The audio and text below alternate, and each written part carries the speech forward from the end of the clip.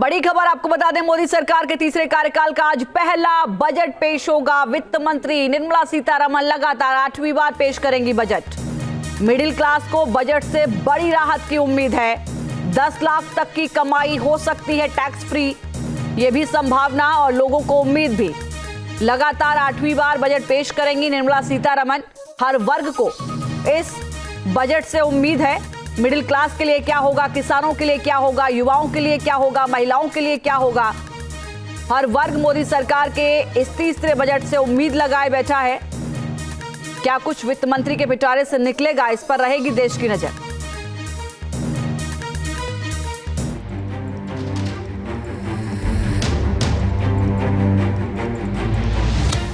मोदी सरकार के तीसरे कार्यकाल के पहले पूर्ण बजट का काउंटडाउन शुरू हो गया है। वित्त मंत्री निर्मला सीतारमण 1 फरवरी को बजट पेश करेंगी। लगातार 8वां बजट पेश करने का रिकॉर्ड बनाएंगे। वित्त मंत्री के बजट भाषण से पहले पीएम मोदी ने संकेत दिए कि ये बजट मिडिल क्लास के लिए राहत लेकर आ सकता है, क्योंकि पीएम मोदी ने अपने संबोधन में कहा कि मां लक्ष्मी देश के गरीब और मध्यम वर्ग पर अपनी विशेष कृपा बनाए रखें। साथियों, ये देश की जनता ने मुझे तीसरी बार ये दायित्व दिया है और इस तीसरे कार्यकाल का ये पहला पूर्ण बजट है। मैं मां लक्ष्मी से प्रार्थना करता हूं कि देश के हर गरीब एवं मध्यम वर्ग समुदाय पर मां लक्ष्मी की विशेष कृपा रहे। पीएम मोदी के इस संकेत से माना जा रहा है कि मिडिल क्लास को राहत देने के लिए सरकार बजट में इनकम टैक्स के स्लैब में बदलाव कर सकती है। इनकम टैक्स में छूट की सीमा बढ़ा सकती है। माना जा रहा है कि स्टैंडर्ड डिडक्शन की सीमा को भी बढ़ाया जा सकता है। इतना ही नहीं, महंगाई को कंट्रोल करने के उपाय भी सरकार के द्वारा बजट में किए जा सकते हैं। ये बजट मिडिल फैमिलीज़ के लिए ज़्यादा कारगर होना चाहिए। दरअसल काफ़ी कुछ खर्चे, ट्रांजैक्शंस और काफ़ी कुछ बढ़ रहे हैं, तो ऐसे में जो इनकम टैक्स में जो छूट है, हालांकि पिछली बार भी काफ़ी कुछ स्लैब्स में छूट दी हुई है, लेकिन इस बार बेहतर ये होगा कि लगभग 10 लाख रुपए तक की इनकम टैक्स में छूट दिया जाए, जो कि नए प्रोविजंस के तहत टोटल इनकम जो 10 लाख रुपए है तब की छूट दी जानी चाहिए। महंगाई और घटती आय से मिडिल क्लास पर टैक्स का बोझ बढ़ गया है। अर्थशास्त्री भी मानते हैं कि अगर मिडिल क्लास की जेब में पैसा नहीं होगा तो अर्थव्यवस्था की रफ्तार मंद हो सकती है। इसीलिए इनकम टैक्स में छूट देकर मिडिल क्लास को राहत दी जा सकती है।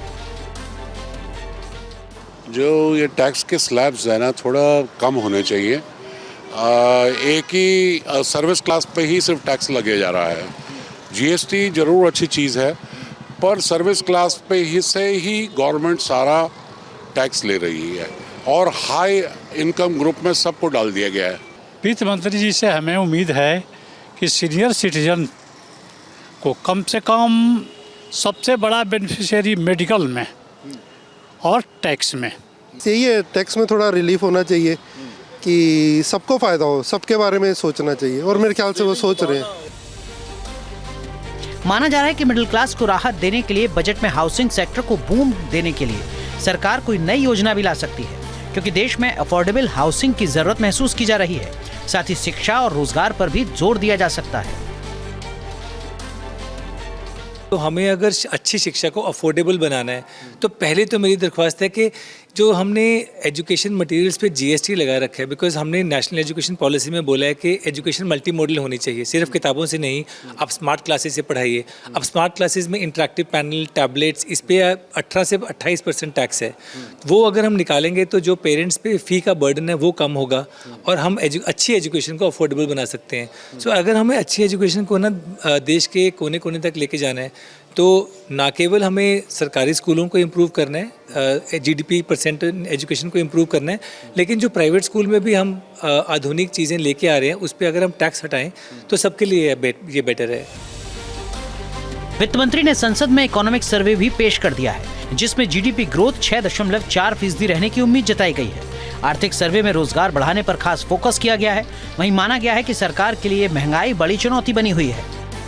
अब सबकी निगाहें बजट पर हैं। लोगों और खासकर मिडिल क्लास को उम्मीद है कि ये बजट उनके लिए खास सौगात लेकर आएगा। Team news nation.